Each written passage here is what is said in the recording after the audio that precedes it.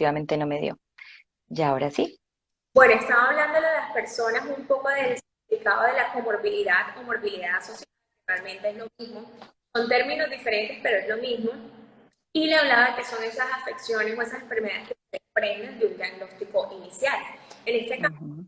el tipo de interés el día de hoy es la epilepsia. Y vamos a hablar de comorbilidades a nivel psiquiátrico con la doctora.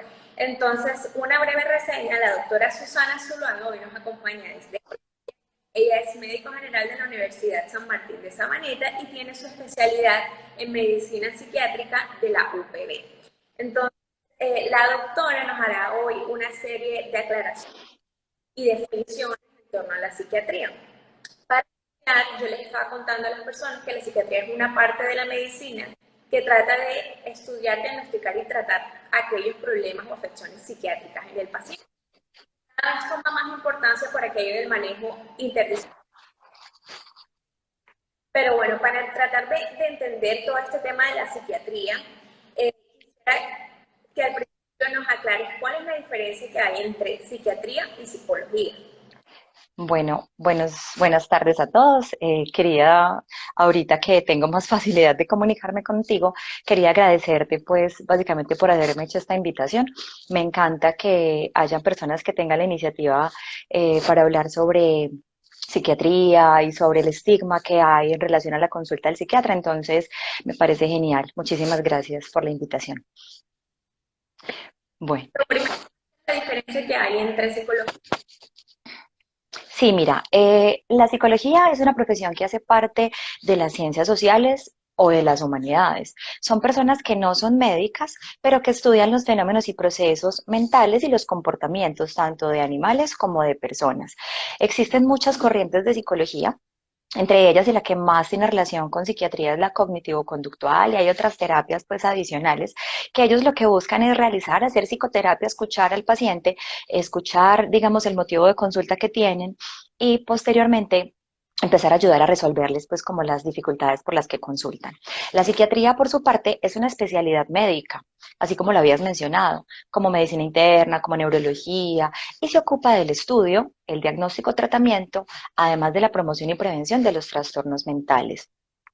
La psiquiatría explica, o la psiquiatría biológica puntualmente explica estas alteraciones mentales desde la parte de la neurobiología, como una alteración en las sustancias cerebrales, ¿sí? Serotonina, noradrenalina, epinefrina y otras, dopamina, súper importante, GABA y demás, además de alteración estructural posiblemente, es decir, alguna lesión en el cerebro que pueda estarla causando también. Como les explicaba, esta es la fisiopatología, pues en esa parte se enfoca la explicación, por eso es que también viene la parte del tratamiento farmacológico. Y por eso es que los médicos, médicos de cualquier tipo, incluso psiquiatras, estamos en la capacidad de mandar un medicamento para poder mejorar esa afección por la cual consulta la persona y además de eso, combinarlo con la psicoterapia, que es un complemento fundamental en el tratamiento por psiquiatría. Entonces, una pregunta, si yo no, yo siento cambios de humor o no siento igual que estaba antes, ¿cómo sé yo si debo consultar un psiquiatra o un psicólogo? Bueno, mira, esa explicación o esa pregunta, digamos que es muy frecuente. Los cambios de humor, o sea, lo que es fundamental en este caso es que la paciente la persona tenga disfunción a nivel personal, laboral, social, escolar y demás en todos los entornos y que tenga síntomas afectivos como síntomas ansiosos o depresivos o unos pensamientos que sean, que ellos no puedan controlar. Es decir, pues es una suma de muchos factores, obviamente dependiendo del tipo de patología que tenga la persona y lo que se busca es eso, aliviar o mejorar como la interacción que tienen en los entornos y que sean funcionales principalmente. Las personas que consultan al psicólogo generalmente lo hacen cuando consideran que hay aspectos de su vida por mejorar que son en la parte de las relaciones interpersonales o probablemente como aprender a manejar las emociones, que eso hace parte del complemento con la parte de psiquiatría. Aprender a comunicarse de forma asertiva, saber cómo relacionarse y cómo hablarle a los demás sin que se genere un conflicto puntualmente. Y como les decía, pues en general, cuando ya hay una disfunción, es donde ya se pasa a la parte de psiquiatría. Por su parte, en psiquiatría, pues es eso, hablar como de la misma disfunción y que a veces los pacientes que tienen afecciones o trastornos psiquiátricos pueden consultar por su cuenta cuando se dan cuenta que tienen pues como algún trastorno o algo por mejorar, o en ocasiones no son conscientes de lo que les pasa y es donde entra el familiar. El familiar ya tiene que evaluar según el comportamiento que vea probablemente por fuera del contexto de lo normal del paciente, y ahí busca o consultar por consulta externa o dependiendo pues de la gravedad del asunto, llevarlo a urgencias. Esa es principalmente la diferencia. Ok, Susana, bueno, a través de esta cuenta, personas que me consultan porque en algún punto de su tratamiento han tenido problemas psiquiátricos y han recomendado los neurólogos o especialistas adquirir una cita con psiquiatría. Pero entonces hay cierta resistencia porque las personas tienden a relacionar que necesitan un psiquiatra solo loco, o sea, solo a la palabra demencia. Entonces, Uh -huh. quería saber por qué crees tú que hay esta imagen del psiquiatra en las personas. Bueno, mira, a lo largo de mi práctica clínica yo he evidenciado eso que tú estás mencionando. Cuando les hacen la remisión, incluso en hospitalización, que también trabajo en ese ámbito, las personas a veces son reacias porque creen que están catalogadas como locas o bobas, y es un estigma que viene desde hace muchos años. Si uno se pone a mirar desde la parte de la historia de la psiquiatría, para hablarlo de forma resumida, desde la prehistoria se empezaron a evidenciar estos cambios de comportamiento y afectivos en las personas. Y las mismas personas lo que hacían era buscar explicar la razón por la cual se presentaba esto.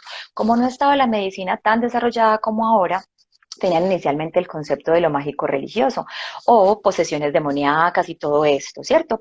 Posteriormente, a medida que se van empezando a estudiar, evaluar el comportamiento, empiezan otros médicos a tratar de definir que este cambio de comportamiento, estos síntomas afectivos vienen localizados en la zona del cerebro. Y ya después de ahí empiezan a demostrar que hay alteraciones, como les explicaba, de las sustancias cerebrales o del cuerpo o estructurales.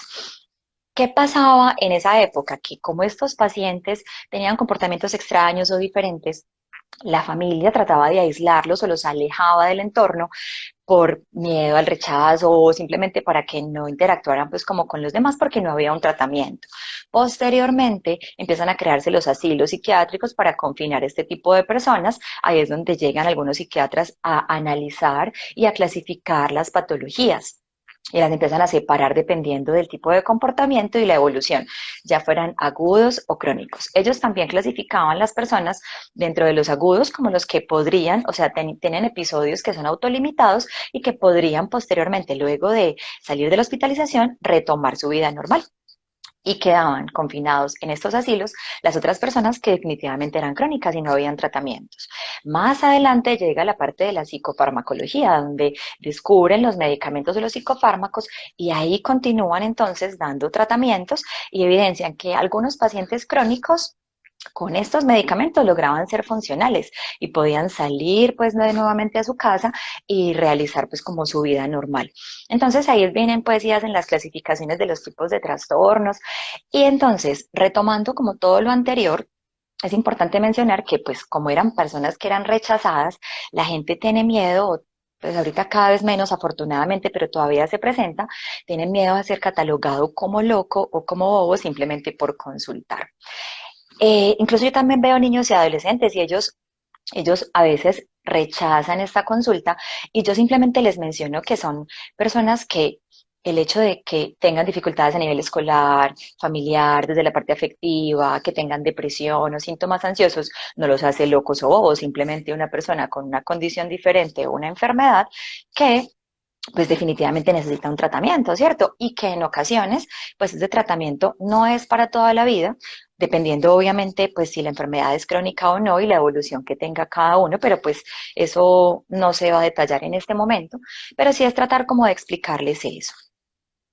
Y me parece súper importante lo que has hecho de esta historia por la historia de la psicología y de las afecciones mentales, porque una de las principales cosas que pedimos nosotros, los pacientes de epilepsia, es que no se estigmatice la epilepsia. Precisamente porque es básicamente la misma definición de la historia, que serán los diagnósticos. Entonces siento que a veces estamos pidiendo que haya aceptación y se rompan los estigmas dentro de nuestro diagnóstico y los preconcebidos Ujú. estigmas de otras cosas cuando nos remiten. Entonces estamos siendo parte del problema también.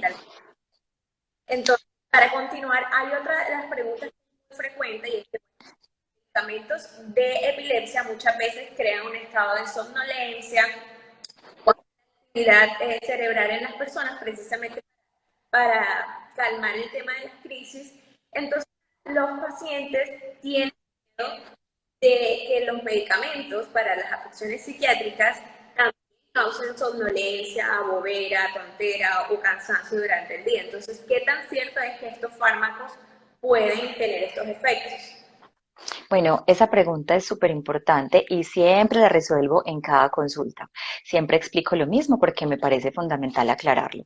Los medicamentos que son los psicofármacos que utilizamos nosotros no emboban, no dopan, no generan dependencia. De hecho, la mayoría de ellos pues obviamente dependiendo del tipo de patología se deben dar en la mañana o al mediodía, dependiendo de si tienen trastorno en el sueño o no, pues ya se darían medicamentos para la noche principalmente, ¿cierto? Pero viene pues como del mismo estigma de lo que tú estabas comentando. Hay medicamentos que se usan por parte de psiquiatría que también los usa neurología. Y pues y también otras especialidades, ¿cierto? Pues a veces medicina interna también, para tratar migrañas, para tratar múltiples patologías, se usan estos medicamentos y las personas a medida que van empezando a usarlos, pues se dan cuenta que en realidad no emboban, no dopan ni generan dependencia. Hay unas cosas que me parecen muy importantes, es que con respecto a la dependencia, los psiquiatras somos la especialidad médica que se encarga de ayudar a estas personas con trastornos por uso de sustancias. Entonces sería ilógico que nosotros como psiquiatras enviáramos medicación que genera dependencia sabiendo que somos los que tratamos este tipo de adicciones. Entonces siempre vamos a buscar que la persona tenga una funcionalidad adecuada. Eso es lo más importante en este momento. Susana, ¿tú me estás escuchando bien? Que venga alguna Ya vez te escucho entrecortada, la verdad, te escucho por fracciones. todavía, ¿Tú me todavía estabas escuchando así? Sí, ahí se va. se va. Sí, por momentos. ¿Tú me escuchas entrecortado a mí también? No, todavía escucho que se me corta el audio. Ya no. Vuélveme a hablar. Hola, ¿cómo estás? Estoy probando. Ahora sí, ya te escucho bien. Pero sí, otra vez se cortó. Probablemente debes estar como más cerquita de pronto. Bueno, dime si ahí me estás escuchando bien en este momento. ¿Sí? La Sí, gente también está escuchando bien. Se te corta otra vez. se me corta cuando te tiras hacia atrás, probablemente. Ay, es que no quiero que se desconecte. Es que me quiero poner en los datos normales. Ya te escucho bien. Sí, ya me escuchas bien. Ya te escucho bien, Bueno, sí. no me voy a mover. Bueno, entonces la última pregunta que no, de pronto no se había escuchado era, la doctora estaba respondiendo qué tan cierto era que estos medicamentos para tratar las afecciones mentales de pronto podían sumar a aquellos estragos en el tema de la somnolencia, la tontera durante el día. No. Eh, Como otra pregunta tengo, bueno, ¿qué tan importante es tratar este tipo de afecciones? Porque la gente entonces pone resistencia y dice, no, yo no voy a ir porque entonces yo creo que yo lo puedo manejar en mi casa a mi manera. Entonces, ¿qué tan importante es tratar este tipo de afecciones? Mira, ese es otro comentario muy importante porque las personas creen que como es algo del afecto o como es algo del comportamiento, son capaces de controlarlo o de manejarlo, ¿sí? Entonces creen que no necesitan consultar y que posiblemente, aunque ellos mismos traten de hacer las modificaciones en la conducta y demás, pues creen que eso es suficiente y en realidad no. Porque como les describía, estos trastornos psiquiátricos están muy relacionados desde la neurobiología con una alteración a nivel cerebral de las sustancias cerebrales que les explicaba previamente. Entonces, las personas lo que hacen es decir que ellos son capaces de tener autocontrol cuando en realidad probablemente para algunas de las patologías no es cierto. Por eso es que necesitan consultar. El criterio de la funcionalidad es lo que más evaluamos en psiquiatría, ¿sí? Entonces, una persona que tenga ansiedad, que sea angustiado, preocupado por cosas cotidianas, que no logre desarrollarse o trabajar o realizar bien las cosas en el trabajo, en la casa, que genere dificultades en el colegio, en todos los entornos, definitivamente necesita consultar. Entonces, ¿qué pasa si no consultan? Pues obviamente dependiendo de cada patología. Las personas viven angustiadas, se estresan y no son funcionales por un lado.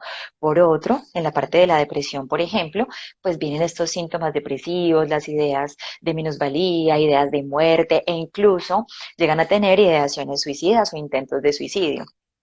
A veces cuando hay comorbilidades de una enfermedad o la otra, si no hay tratamiento, pues se van sumando, digamos, otras adicionales. Por ejemplo, si yo soy ansioso y tengo una fobia social, un miedo a relacionarme con otras personas y veo que la interacción para mí es difícil y que tengo alteración en ciertos entornos, eso posteriormente puede llevarme a una depresión, que va a llevarme posteriormente, obviamente no en todos los casos, a tener ideas de muerte y a tener una disfunción. Entonces, la verdad, lo importante acá es desestigmatizar la consulta al psiquiatra, tratar como de pensar que es una especialidad como cualquier otra, donde simplemente ayudamos a mejorar o aliviar ese sufrimiento humano dependiendo de lo que tenga cada persona, que eso es lo que buscamos los médicos principalmente.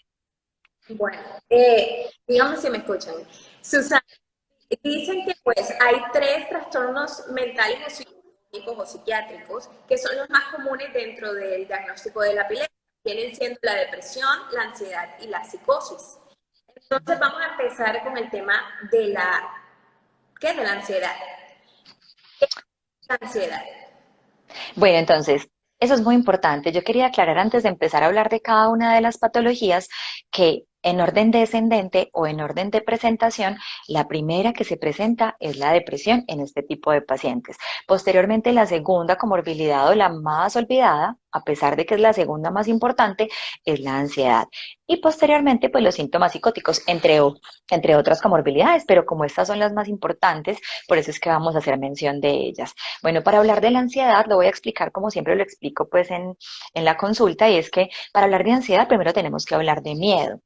Y el miedo es esa emoción que siento, que es poco placentera, es un sentimiento poco placentero que se da ante una respuesta normal frente a un potencial peligro inminente. Es decir, cuando yo me veo en peligro de muerte o que me va a pasar algo, ¿sí? Por ejemplo, tener un tigre al frente. Cuando yo tengo un tigre al frente, mi cuerpo tiene tres manifestaciones para poder generar una defensa.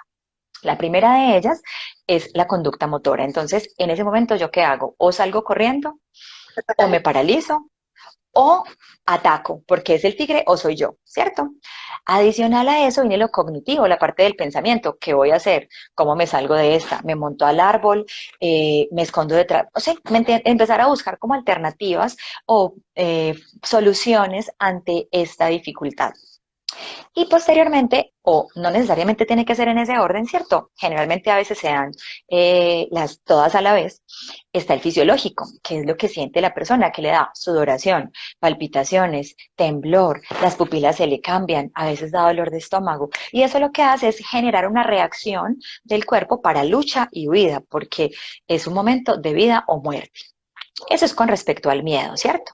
Para hablar de la ansiedad, entonces, es esta sensación que es similar al miedo, que tiene estas manifestaciones que yo les describí, pero no hay un objeto real tangible o un peligro potencial, ¿sí? La persona, en este caso con la ansiedad, tiene rumiación del pensamiento, le da vueltas y vueltas y vueltas a las cosas, busca posibles soluciones a eventos que son siempre catastróficos y busca las soluciones y generalmente mmm, ninguno de los posibles eventos que ellos imaginan van a llegar a generarse, ¿sí? Entonces, la persona se centra en esos problemas, le da vuelta al asunto y generalmente, como les decía, la probabilidad de presentarse esos eventos catastróficos es muy poca o nula. Y ahí es donde viene a presentarse la dificultad. Y me parece importante aclarar algo que también lo menciono en la consulta y es la preocupación normal y la preocupación patológica, ¿sí?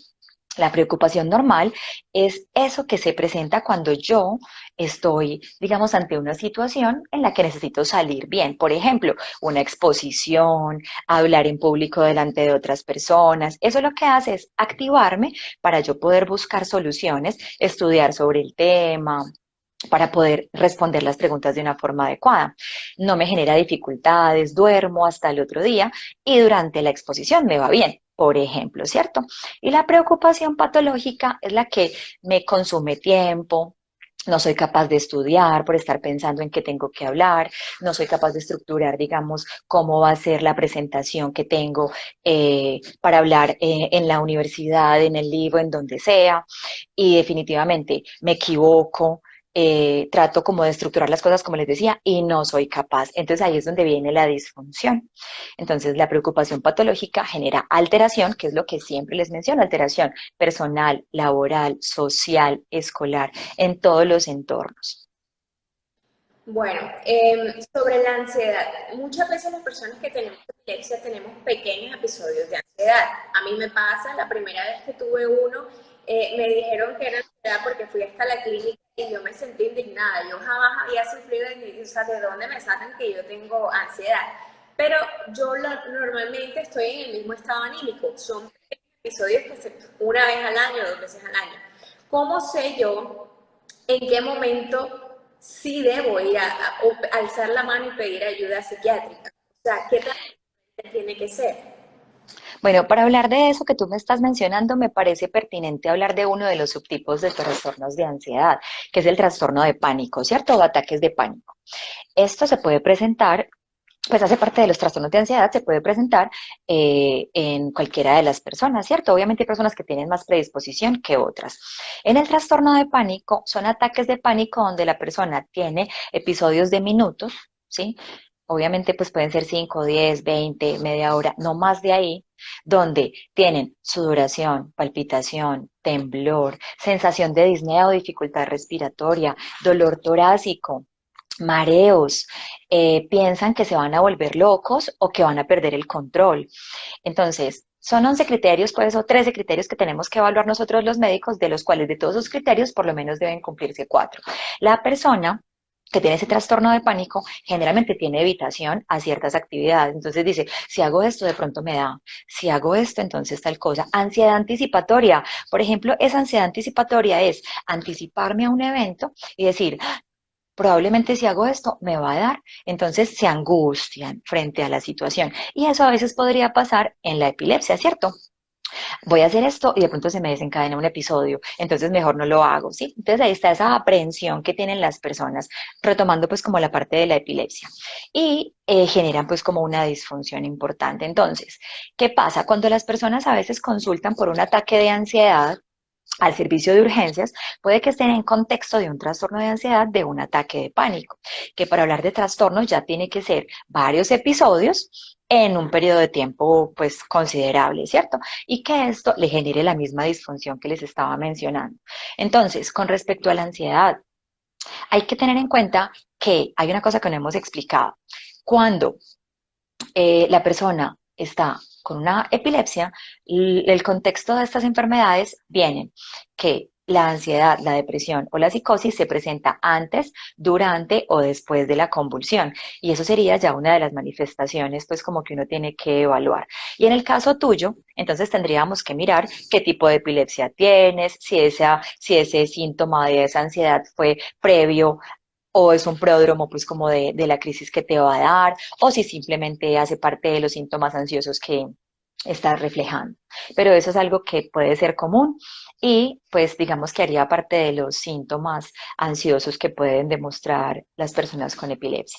Entonces, para hacer un breve resumen, dentro de la ansiedad, ya vamos a hablar como de los tipos de ansiedad que hay, porque no sé si hay algo más aparte del ataque de pánico, pero para declarar o diagnosticar a una persona como una persona que ha sido episodios repetitivos en un...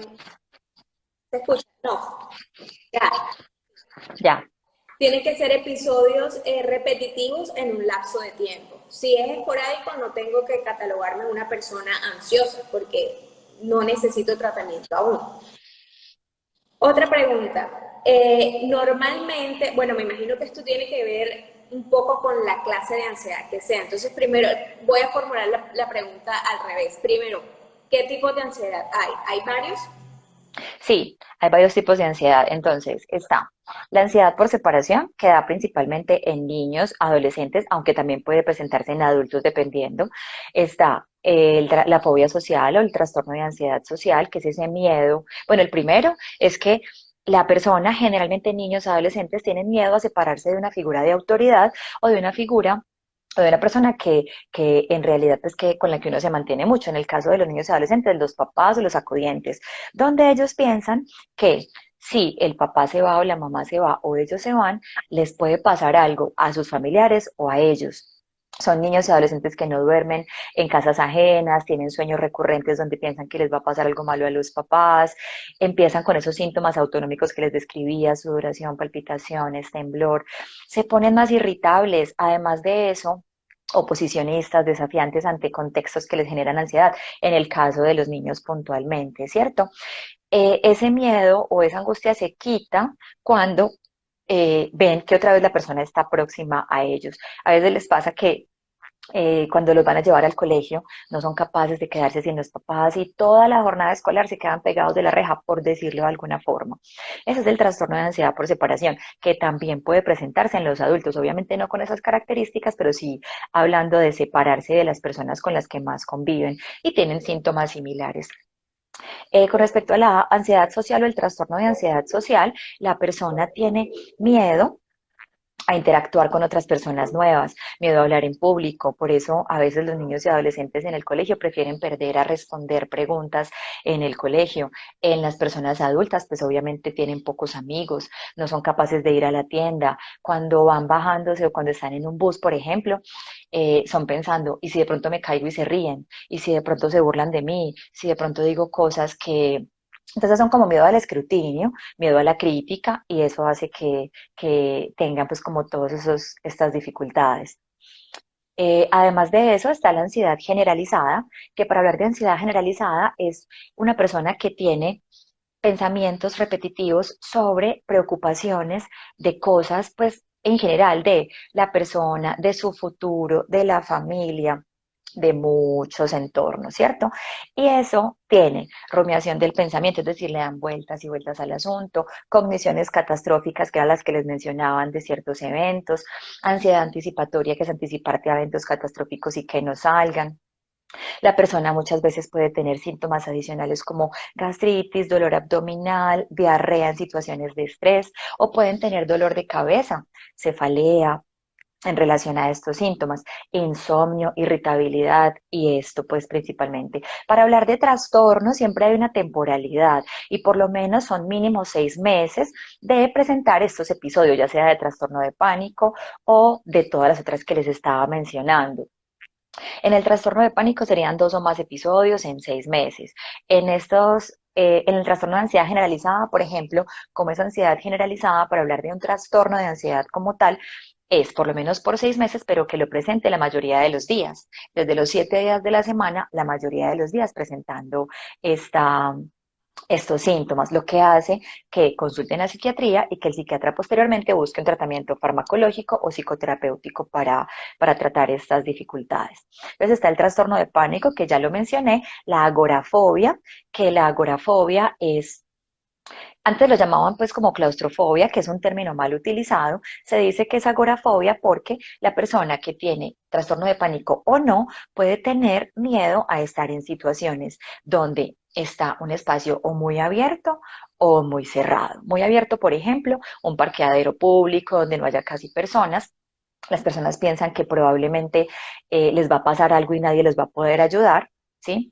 En el caso de espacios cerrados como cine, como la iglesia, las personas que tienen agorafobia buscan hacerse o en lugares muy cerca a la salida de emergencia porque piensan que necesitan, en caso tal de presentar alguna crisis o algún evento puntual, tener la forma de escapar fácilmente. Entonces, cuando antes se podía ir a misa, pues por esto del COVID, las personas que tienen agorafobia buscan hacerse casi que al final, a la salida de la iglesia.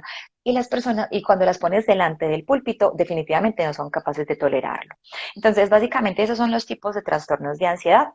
Y para enfocarnos un poco en la epilepsia, pues es importante saber que las personas que tienen epilepsia pueden tener cualquiera de estos trastornos y que son más frecuentes que se presenten en pacientes con epilepsia que en la población general. ¿Por qué? Porque explicado desde la neurobiología, hay unas partes del cerebro donde se ve que estos síntomas ansiosos se presentan y se activan en ese punto y lo mismo pasa pues como con la epilepsia, para hablarlo muy general y para que probablemente pues me entiendan todos y no aburrirlos un poco con esto, pero esa es como la explicación. Se ha determinado también que las personas que tienen epilepsia generalmente a veces pueden tener ansiedad hasta 3 años antes de presentar el primer episodio o a veces hasta 2 años después de la aparición de la epilepsia. Entonces eso es muy importante tenerlo en cuenta desde la explicación de la relación que hay con esta comorbilidad. Hay una cosa que se llama el miedo ictal o el pánico ictal, ya que expliqué el trastorno de pánico, que esto es un síntoma psiquiátrico o neuropsiquiátrico muy frecuente y esto podría ser una manifestación o una expresión de un tipo de convulsión. Pero eso yo no los quiero enredar, sino que lo importante es que el mismo neurólogo está en la capacidad y tiene el conocimiento de determinar si esa crisis o ese miedo ictal hace parte de un trastorno de ansiedad solamente o si hace parte de una manifestación de la convulsión. Lo importante y claro que necesito mencionar antes de que terminemos y pasemos ese tema es que en el miedo ictal dura 30 segundos, es fuera de contexto, ¿cierto? La persona a veces puede estar confundida. El miedo no es tan intenso como sí lo tienen las personas con trastorno de pánico. Sí, Y el tras... para Sí. el término ictal, que es en medio, Ah, porque está el posictal, que es una vez se acabó la crisis, el pre, el ictal es durante la crisis, está hablando ella que se puede presentar ese ataque de pánico. exacto. Entonces, cuando hablo de ictal, gracias por la aclaración, me refiero a la convulsión como tal. Entonces, por eso se llama miedo ictal o, digamos, miedo en la convulsión, ¿cierto? Que podría ser parte de esta manifestación. Entonces, lo importante es que las personas con trastorno de pánico consultan a urgencias inmediatamente por estos síntomas porque creen que se van a morir.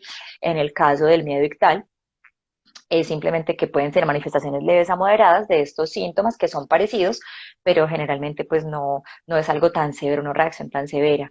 Entonces hace parte pues como de esto. Eso es como lo principal. Pregunta, ahora que estabas hablando de los trastornos, me estás escuchando, ¿verdad? Eh, Hay trastornos que pueden ser infundados, porque tú hablabas mucho de miedo a la separación y tengo el caso de que muchos padres y cuidadores sobreprotegen tanto al adolescente que le limitan a hacer actividades y eso se queda haciendo mella en su cabeza y cuando crecen les da miedo vivir en otro país, salir a estudiar lejos de la casa. Entonces quería saber si puede ser infundado un trastorno. Sí, mira, es muy importante esa pregunta porque generalmente uno busca factores de riesgo, ¿cierto? Y dentro de los factores de riesgo hay que tener en cuenta que el trastorno de ansiedad tiene también fundamentos genéticos, ¿cierto? Es poligenético, no hay un gen puntual donde me dice cuál es el que me da el trastorno de ansiedad. Sin embargo, una persona que es ansiosa, si tú te pones a explorar, la mamá ha sido ansiosa, el abuelito, el tío, lo mismo con las otras, con depresión y demás. Entonces, lo que tú me dices es muy importante porque ahí es donde viene a influir, digamos que las conductas por modelamiento, ¿cierto? Que es que yo veo que si mi papá es ansioso y si yo veo que mi papá salta frente a un grillo, yo veo y aprendo que esa es la conducta que yo debo tener. En parte, ¿cierto? Si yo veo que ella reacciona de cierta forma, pues entonces eso es lo que va a hacer, es que yo voy a aprender a que uno se comporta de esa forma, por un lado, ¿cierto? Por el otro, cuando tú hablas también de niños y adolescentes, niños que son más sobreprotegidos, los papás son muy miedosos de que vaya a pasar algo, entonces por esa sobreprotección, ahí se evidencia que los papás son ansiosos y que además de eso, como los niños están sobreprotegidos, al salir de esa burbuja, pues obviamente se van a sentir con estos síntomas ansiosos y va a generarle, digamos que como parte de las cosas que uno explora en la consulta, también hace parte de eso, pero hay que tener en cuenta que a pesar de que sea algo que hayas evidenciado, que te hayas creado, crecido en ese ambiente, pues si te genera una disfunción independiente de lo que sea, pues idealmente hay que consultar y hay que empezar un tratamiento, ya sea farmacológico, psicoterapéutico o la combinación. Bueno, Para hablar de la depresión, que al principio nos contabas que es el trastorno más común dentro del diagnóstico de la epilepsia, quiero que hagamos una aclaración porque es muy común que cuando alguien está triste diga, estoy deprimido. O sea, que catalogan los episodios de pequeños, normales, de tristeza con una depresión. Entonces quisiera saber cómo podemos diferenciar un estado de tristeza a un diagnóstico de depresión. Súper importante. Entonces, mira, la tristeza es una emoción normal que se presenta frente a un evento puntual de la vida. Terminé con mi novio, me echaron del trabajo, se murió el abuelito o el perro, ¿cierto? Y esto no me genera una alteración en el funcionamiento mío, personal, laboral, social y demás. Y es una tristeza que es momentánea, puede durar días, 1 o 2 días, puede durar horas y no hay una alteración como tal. Ya para hablar de la depresión, ya se habla de un conjunto de síntomas, donde la persona tiene este estado de ánimo que está ánimo depresivo. Hablando de una vez de los síntomas es eso, ¿cierto? Ánimo depresivo por lo menos 2 semanas o más. Entonces mira que la temporalidad es muy importante con anedonia o pérdida del placer o del interés por cosas que previamente disfrutaba. Esos son dos criterios súper importantes, ¿sí? Además de esos criterios, uno también tiene que evaluar otros, que es los pensamientos.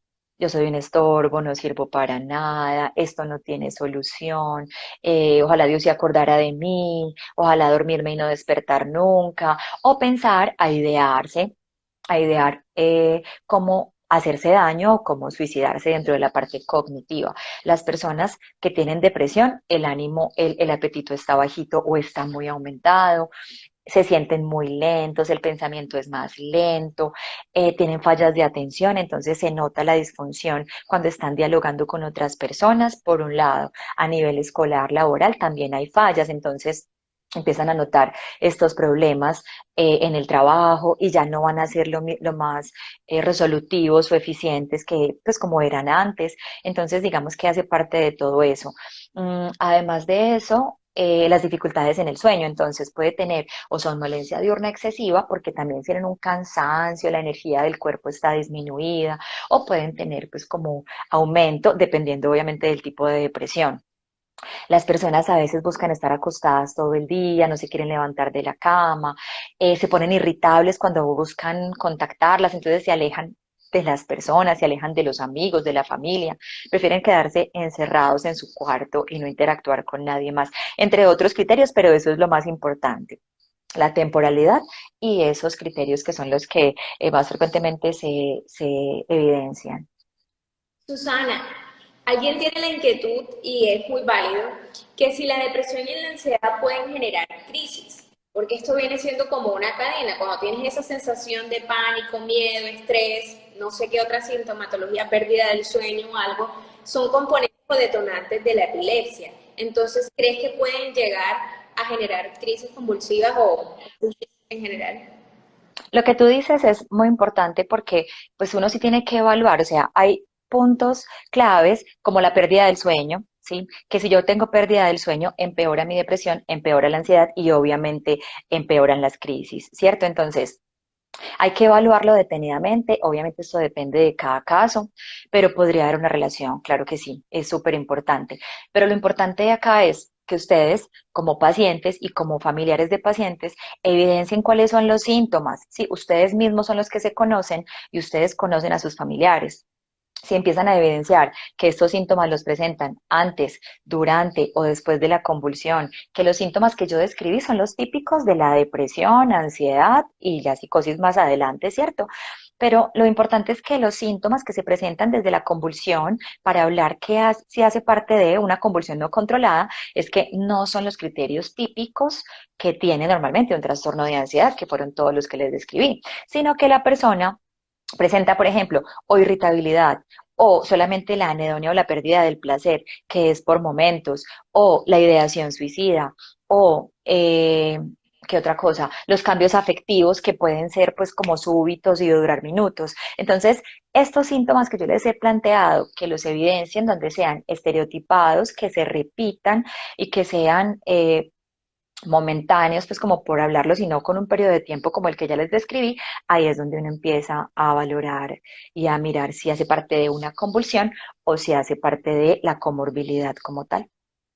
Bueno, entonces ya cubrimos lo que es la ansiedad, hablamos de la depresión y vamos a pasar al tercer trastorno que es la psicosis. Entonces, ¿en qué consiste la psicosis dentro de la epilepsia?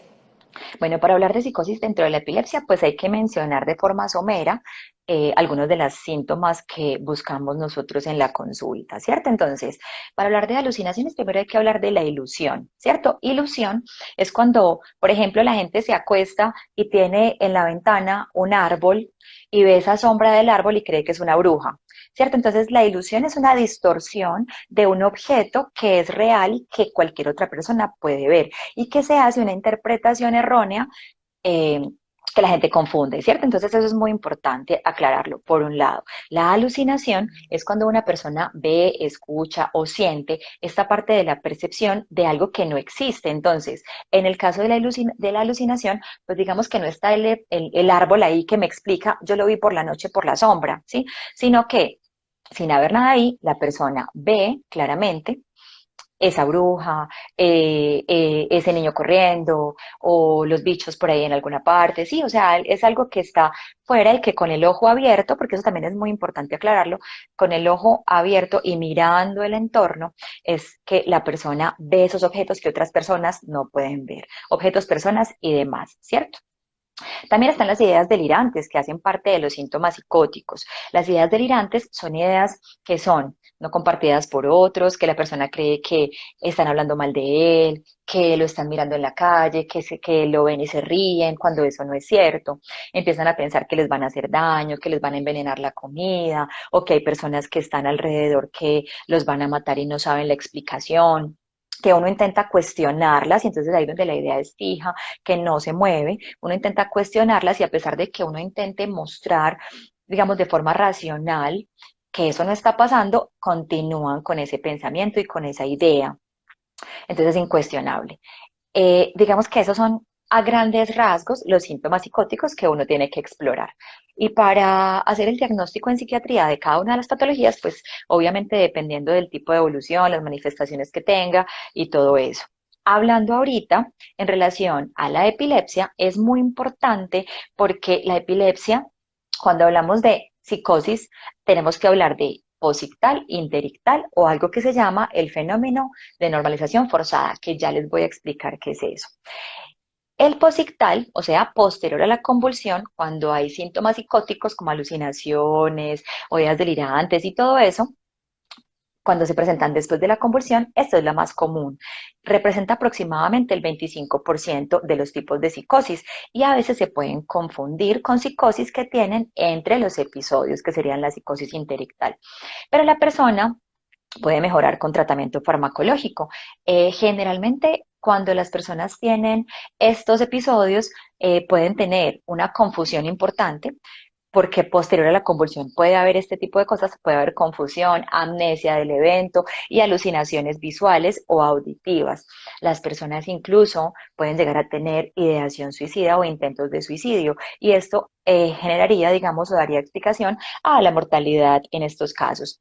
Pero como les mencionaba, la psicosis es de las menos probables, pues en el orden de frecuencia es la tercera, y por eso probablemente digamos que no es tan evidente para algunas personas, pero sí es importante. Con respecto a la psicosis interictal, las personas tienen estas ideas delirantes que les decía, autorreferencia, crítica del otro, que les están hablando mal, de persecución, la gente está detrás de mí, me van a hacer daño, sí, principalmente eso, pero los pacientes no se tornan agresivos en ese episodio.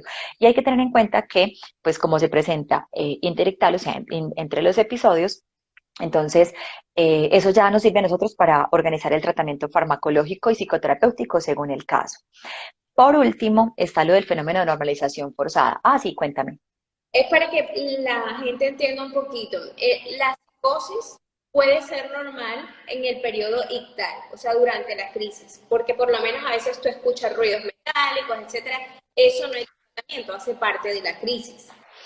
Se vuelve de tratamiento y buscas el medicamento cuando es interictal, es decir, no estás en crisis, o sea, tu crisis la tuviste un lunes, la otra no sé, el otro mes, pero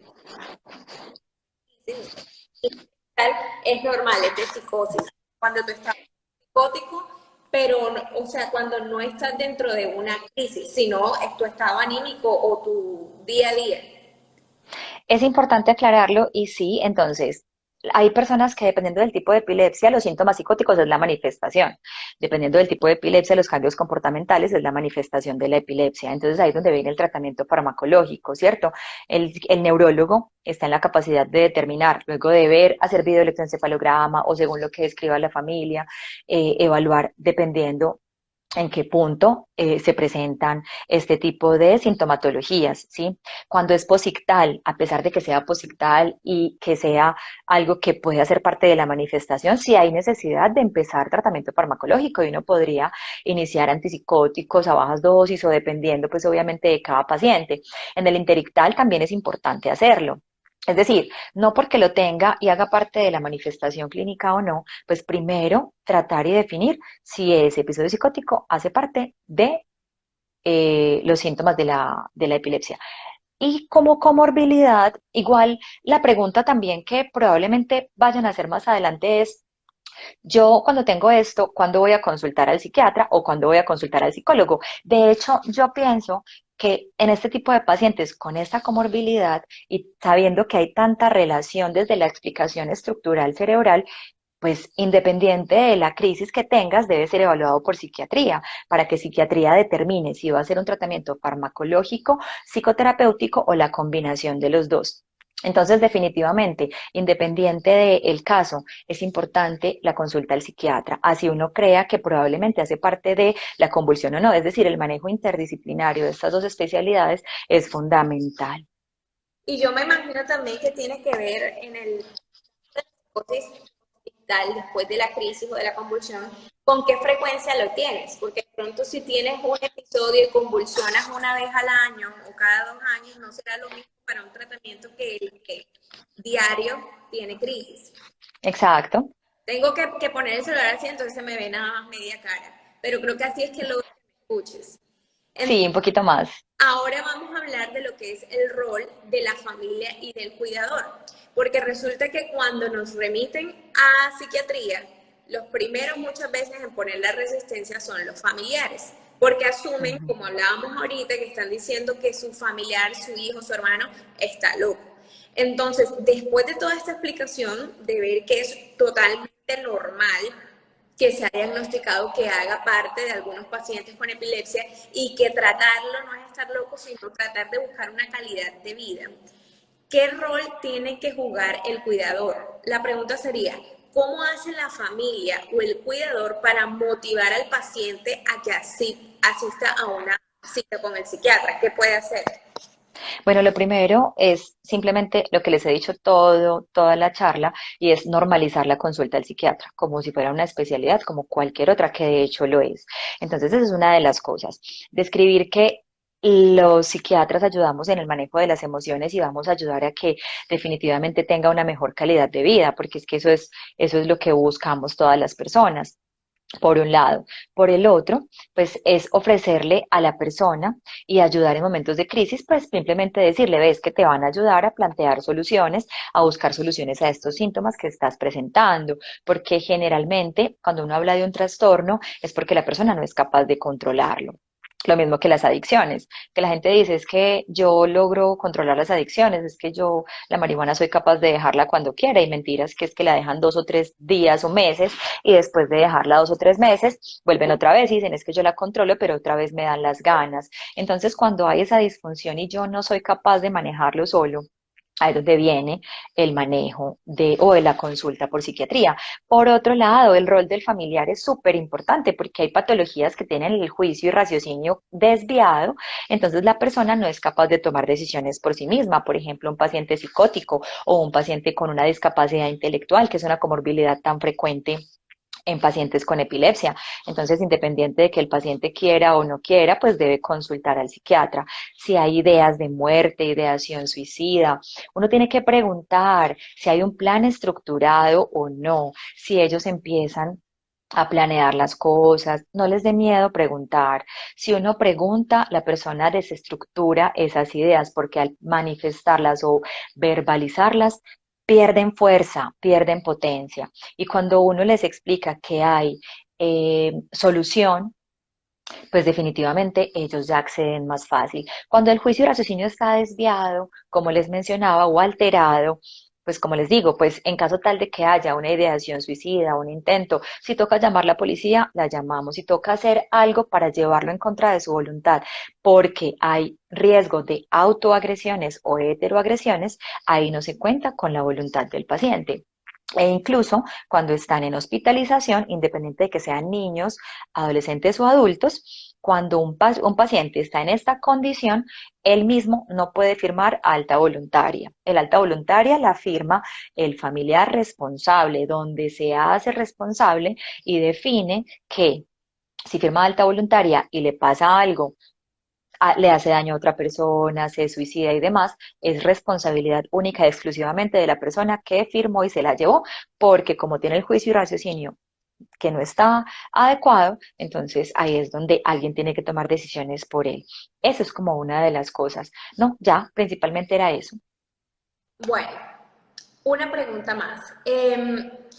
Cuando ya alguien pasa por tu consultorio y es diagnosticado, sea con ansiedad o psicosis, ya lo envían a su casa con tratamiento y de pronto la persona es muy reservada. La familia a veces no sabe cómo manejar la situación y hacer que se exprese, porque la misma familia tiene el mismo estigma.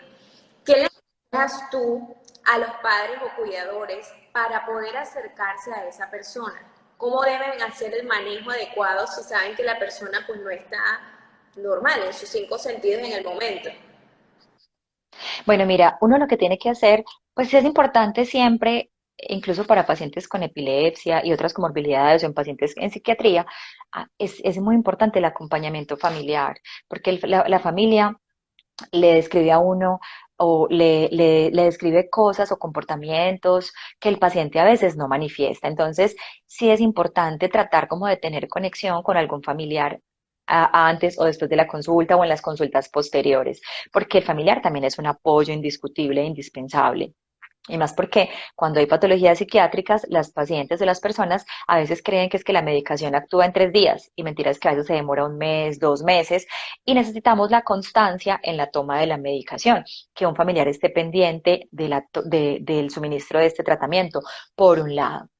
Por otro lado, pues cuando vean y sepan que tiene, digamos, un trastorno psiquiátrico como ansiedad, depresión, síntomas psicóticos y demás, lo importante es hacer un acompañamiento, es como decirle a estos familiares que deben entender que si están deprimidos y a veces le dicen como ponga de su parte, párese de la cama, es que si ve que es que usted no hace ejercicio, como usted no se para de ahí, ¿cómo se va a mejorar? Los pacientes, tenlo por seguro, que están haciendo su mayor esfuerzo para mejorar. ¿Sí?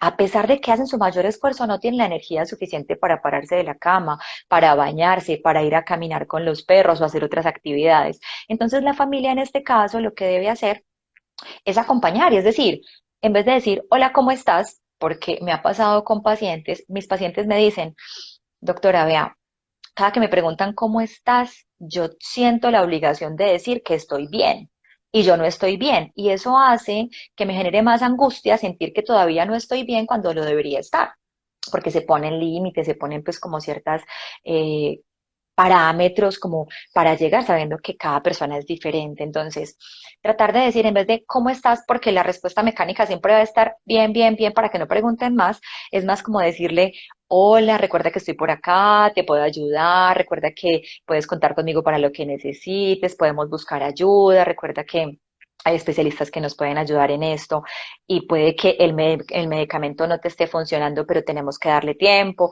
Si ese medicamento no funciona después de un tiempo, pues hay otras alternativas farmacológicas y psicoterapéuticas, se puede hacer combinación de medicación. Entonces, es como darle esperanza al otro de que a pesar de que esté sufriendo y sintiendo todo esto, va a tener solución o al menos no solución, porque hay pacientes que son crónicos, pero sí al menos mejorar estos síntomas que le generan tanta disfunción.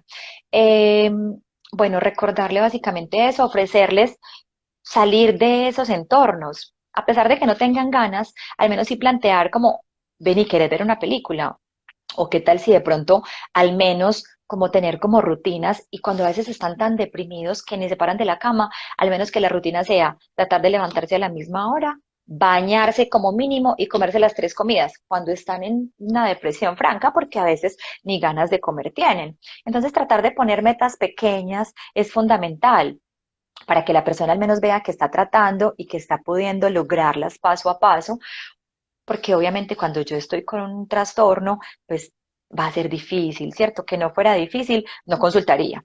Entonces es básicamente eso, explicarle lo de las terapias y obviamente hacer el acompañamiento psicoterapéutico. Eso sería como lo que les podría decir.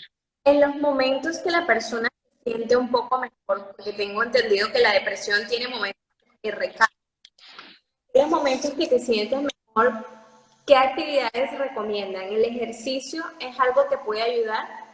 Sí, está estudiado y en deportología, que es otra especialidad médica, han hecho estudios donde ven que si la persona tiene cambios afectivos y hace ejercicio, probablemente pues salga más fácil de la depresión o pues no salga, pero sí al menos pues logre mejorar más fácilmente. Entonces, digamos que realizar actividad física, independiente de que sea algo importante para tu salud mental, pues como tal dentro de un trastorno, pues digamos que hace parte o debe hacer parte de las rutinas de tu día a día, porque estar sano desde la parte física incluye es tener también una rutina y tener la misma energía, mejorar la fuerza y la parte cardiovascular. Entonces, definitivamente el ejercicio es fundamental. Pregunta a alguien si tienes un hijo con algún síndrome, que de pronto no pueda hablar, pero como cuidador sabes que puede estar teniendo alucinaciones o cualquier estado anímico o depresión, ansiedad. Pueden buscar ayuda con el psicólogo. ¿Cómo hacen para mostrarle que medio entienden lo que quiere sentir, lo que manifiesta el niño, pero no, él no lo puede contar porque no habla? ¿Cómo serían esos? Con el psicólogo no, tiene que ser con el psiquiatra. Perdón, el psiquiatra. Sí, porque el psicólogo estaría perdido completamente, Sí, sí. ¿cierto? Porque el psicólogo se encarga de otras cosas. Ya el psicólogo nosotros lo ponemos como somos en la psiquiatría, enseguida les explico esa parte, pero hablando un poco sobre los síndromes que pues, son muy frecuentes, obviamente los síndromes genéticos también y la epilepsia, en este caso puntual, uno como médico lo que hace es explorar preguntándole al familiar el comportamiento. Entonces, por ejemplo, yo que también veo niños y adolescentes, a veces veo niños que no tienen lenguaje y entonces me dicen, es que se pone más irritable cuando me voy y entonces no es capaz de dormir solo y llora frecuentemente porque, y no sabemos por qué.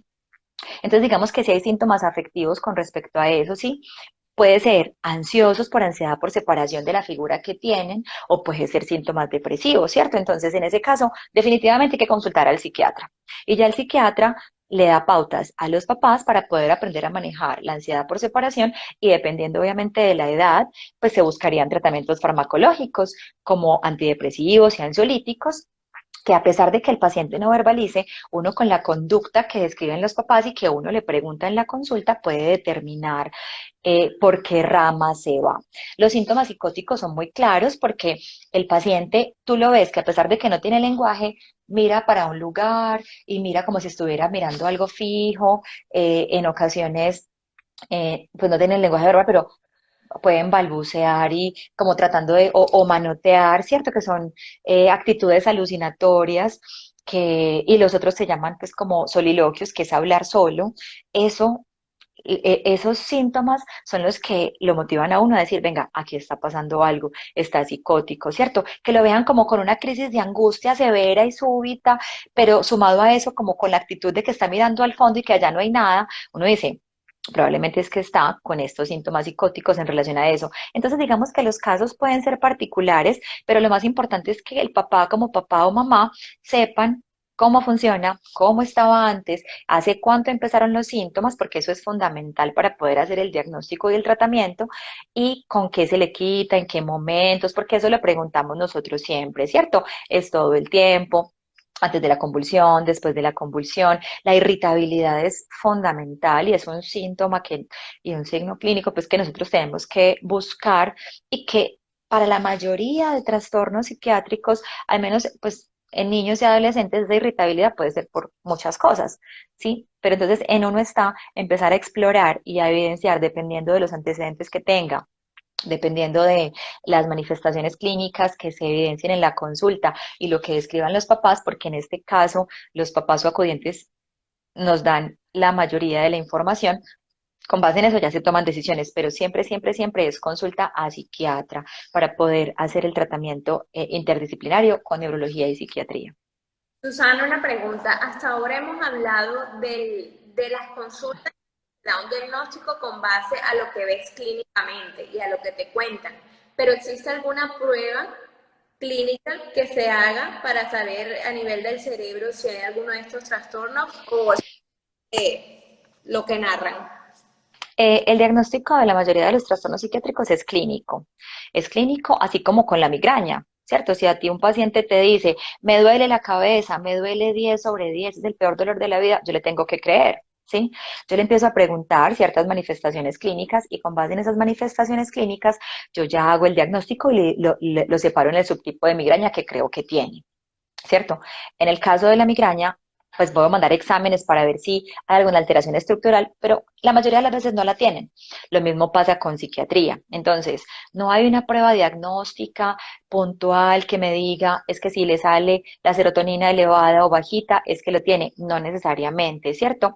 En psiquiatría se utilizan las escalas para todos los trastornos, pero estas escalas se utilizan principalmente para investigación. No es práctico usarla en la consulta y más que los psiquiatras tenemos pues en nuestra cabeza cómo son los criterios diagnósticos y qué es lo que yo tengo que buscar para poder generar tratamientos más adelante, incluso con el déficit de atención, que es una comorbilidad frecuente en niños con epilepsia también. Los profesores llegan y dicen, es que necesito un diagnóstico donde me diga que tiene déficit de atención y necesita pruebas neuropsicológicas. Eso no es cierto. Las pruebas neuropsicológicas no hacen diagnóstico.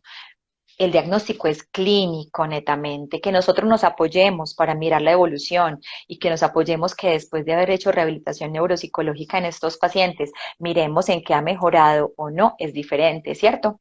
Pero no hay necesidad de que digan en la familia, es que en la familia, perdón, que digan en el colegio, cada 6 meses necesito que le repitan el diagnóstico. En realidad eso ni es costo efectivo, ni nos va a aportar algo para modificar las adecuaciones curriculares que necesitan este tipo de pacientes.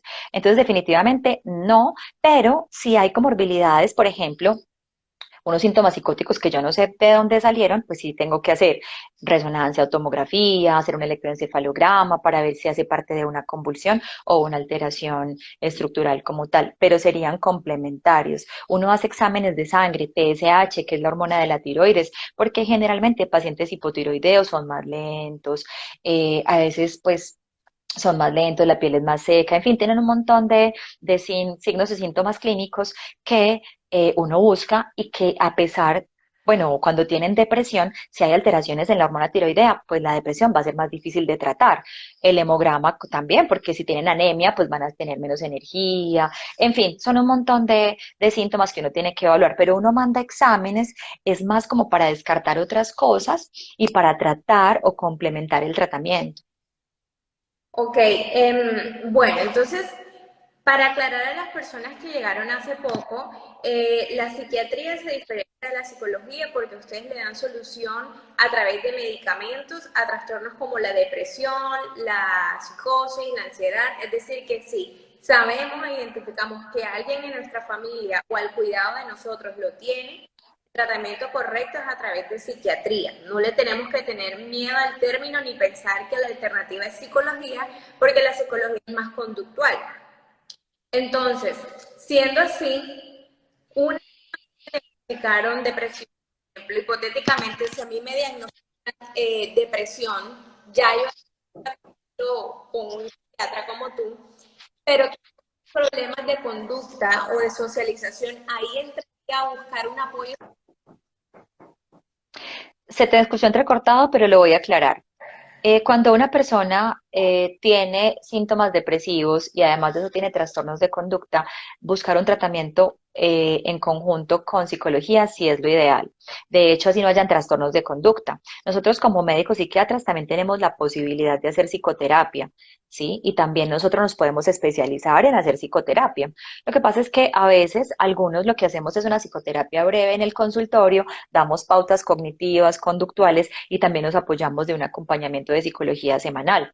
Nosotros, o al menos yo en la consulta, lo que hago siempre es tratar de, luego de que evidencio y tengo el diagnóstico, yo trabajo con psicólogos que hacen parte de la rama cognitivo-conductual o también terapias de tercera generación y otras terapias también, obviamente, que yo les describo el diagnóstico y, por ejemplo, yo puedo poner, necesita manejo o enseñar a manejar las emociones, comunicación asertiva, en la parte del TOC, por ejemplo, reestructuración cognitiva y en la parte de la ansiedad también. Es como cambiar como ese pensamiento, que la persona analice el pensamiento que tiene y porque muchas veces desde la terapia cognitivo-conductual, que eso es importante aclararlo, uno evalúa a la persona, ¿cierto? La persona puede tener un evento puntual, Ujú. me echaron del trabajo, ¿cierto?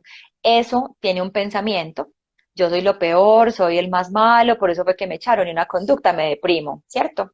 Diferente a otro que lo echaron del trabajo y piense, no importa, es una oportunidad de mejora, va a pasar bien, me va a conseguir un trabajo mejor, definitivamente ahí ya estaba estancado y no tengo digamos que cambios de irritabilidad o mal genio o simplemente deprimirme o pues en fin, como tener como una respuesta diferente. Entonces, desde la parte de psicoterapia cognitivo-conductual, la parte es la estructura del pensamiento y cómo interpretamos nosotros esos pensamientos y que esa interpretación me va a llevar a una conducta y a unos cambios afectivos. Entonces, desde la parte de psiquiatría, también como nosotros tenemos formación en psicoterapia cognitivo-conductual, obviamente a mí en la universidad me dieron un año de psicoterapia de los 3 años, una de las clases, por decirlo así, era de psicoterapia, entonces digamos que tenemos la estructura de qué es lo que se trabaja y con base en las patologías que nosotros estamos tratando, ahí es donde le damos directrices y así trabajo yo con los psicólogos y les voy diciendo más o menos, porque yo también tengo que hacer un seguimiento del paciente. Y yo les pregunto, ¿qué te está enseñando el psicólogo? ¿Qué estás trabajando? Y me ha pasado con algunos pacientes que me dicen, estoy trabajando las emociones, pero quiero trabajar mis relaciones interpersonales, pero quiero trabajar en no sé. Entonces se llenan de un montón de cosas y finalmente por querer tratar todo, no tratan nada. Entonces yo lo que hago en mi consulta es decirles, ven, vamos a empezar por esto que es lo más importante, cuando tengas esto estructurado, vamos pasando para modificar las otras cosas que también son relevantes, pero obviamente depende de la patología que tenga cada uno.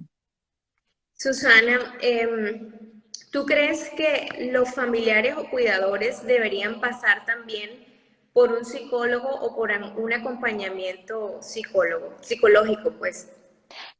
Sí, está bien. Mira, es importante dependiendo del tipo de patología y dependiendo del tipo de paciente. En el caso de pacientes que tienen epilepsia, discapacidad intelectual, síntomas psicóticos y demás, son pacientes que por tener una discapacidad, pues digamos que van a requerir un acompañamiento de cuidador por toda su vida. ¿Sí? Por la disfunción que pueden tener y porque necesitan para sobrevivir a ese tercero. El problema es cuando solamente hay un cuidador, que ahí es donde se viene a presentar el síndrome del cuidador quemado o cuidador cansado. Entonces es una sola persona que está las 24 horas en función de esa persona que está enferma. Esa persona, o sea, lo ideal en un paciente con este tipo de comorbilidades es buscar la red de apoyo alrededor y que ese cuidador principal, pues digamos que siga siendo cuidador, pero que también tenga momentos de esparcimiento donde pueda hacer cosas en relación a su vida, que pueda leer, que pueda salir a hacer ejercicio, hacer sus vueltas del día a día, que a veces uno mismo evidencia a la mamá que lleva a este paciente a todas partes y las 24 horas en esta función. A veces hay mamás que están cansadas o cuidadores que están cansados, quemados por este ritmo de vida que pues no para. Definitivamente es las 24 horas, como les explicaba, y ahí es donde empiezan a presentarse también síntomas ansiosos, síntomas depresivos, y ameritan la consulta. Es importante describir que los pacientes, bueno, dependiendo obviamente del tipo de trastorno, pero los cuidadores, pues también, si mi paciente o si, por ejemplo, yo tengo trastorno de ansiedad, y mi hija, yo la llevo a consulta porque tiene un trastorno de ansiedad, entonces yo a mi hija le empiezo tratamiento, pero a mí me pasa cuando yo veo pacientes, niños y adolescentes, le hago el diagnóstico del niño de trastorno de ansiedad y veo a la mamá igual de ansiosa. Entonces yo le digo en la consulta y yo, Yo creo que necesitas consulta por el médico general para que te haga un tratamiento y posteriormente, pues si considera necesario, si de pronto no ves mejoría, que te vea un psiquiatra, pero sí necesitamos hacer un acompañamiento. Entonces, desde lo genético, desde el modelamiento, desde muchas cosas que les expliqué previamente, sí es importante que el cuidador tenga también pues como un acompañamiento. Pues no es una camisa de fuerza, es así como cuando no todas las personas que tienen epilepsia necesitan consultar al psiquiatra. La mayoría de las personas que tienen epilepsia pueden tener comorbilidades psiquiátricas. ¿Sí? Que la comorbilidad psiquiátrica en epilepsia es mayor que en la población general, sí, por lo que les explicaba, ¿sí? Pero no todas las pacientes con epilepsia consultan al psiquiatra solo porque sí, sino cuando tienen ciertas manifestaciones. Lo mismo pasaría con los cuidadores. Ok, creo que con esto hemos resuelto la mayoría de interrogantes que me habían enviado en directo, que yo como paciente consideré pues que eran los más importantes. No sé si finalmente le quieras dar algún mensaje a todos los pacientes y cuidadores que de pronto vayan a ver este mensaje después, este video, y no sepan abordar el tema o todavía estén con ese miedo de buscar ayuda psiquiátrica. Me encanta tener este espacio. En realidad es muy importante considerar que la psiquiatría es una especialidad médica como cualquier otra. No hay que tener estigmas. La mayoría de pacientes tienen cambios de ansiedad, depresión, incluso pueden tener trastorno bipolar y el trastorno bipolar no ser disfuncional como tal. Trastorno obsesivo compulsivo, en fin, infinidad de trastornos que pueden ser tratados desde la consulta o incluso hospitalización dependiendo del caso y no se consideran locos o bobos. Es decir, ese concepto debemos quitarlo, ese estigma es lo que más está limitando a que las personas consulten a psiquiatría. Les cuento un caso personal, yo también veo pacientes en hospitalización. Y tengo una paciente en este momento de 32 años que ella inicialmente reacia desde la consulta de oncología porque tiene pues sea un cáncer terminal, le decía necesito mandarte, te veo muy ansiosa, te veo muy estresada y estaba hospitalizada. Me llamaron en la hospitalización, me tomé el tiempo, hablé con ella, le expliqué por qué, cuáles eran los beneficios.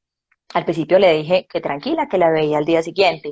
La vi al día siguiente y después de haberle explicado todo, me dijo, listo, doctor, ayúdeme. Y después de una semana, pues, o del tratamiento que llevamos, me dijo, gracias a Dios, permití que usted me ayudara, porque en realidad la angustia que sentía, el miedo y todo esto, ha mejorado mucho, ya soy capaz de enfrentar los diagnósticos que me dan, soy capaz de dormir tranquila y puedo hablarle a mis hijos con tranquilidad de lo que me está pasando. Entonces, es simplemente contarles que esto le pasa a cualquiera, con cualquier patología, con cualquier enfermedad o sin ella, y que consultar al psiquiatra no está mal, que en realidad podemos hacer mucho por ayudar siempre, en todo lugar y en todo momento. Bueno, doctora, no nos queda más que darte las gracias, Susana, por este espacio, porque para nosotros como pacientes es súper importante que los especialistas nos den la mano para poder terminar de entender nuestro diagnóstico y saber qué hacer pues en caso de que las cosas estén empeorando. Entonces, nada, queda el espacio abierto por si en un futuro necesitamos tocar algún otro tema de psiquiatría y muchas gracias pues por habernos acompañado el día de hoy. Muchas gracias a ustedes por la invitación y claro, quedo atenta en caso tal de que quieran tratar otro tema con todo el gusto y el amor del mundo. Bueno, nos vemos después. Chao, que estén bien.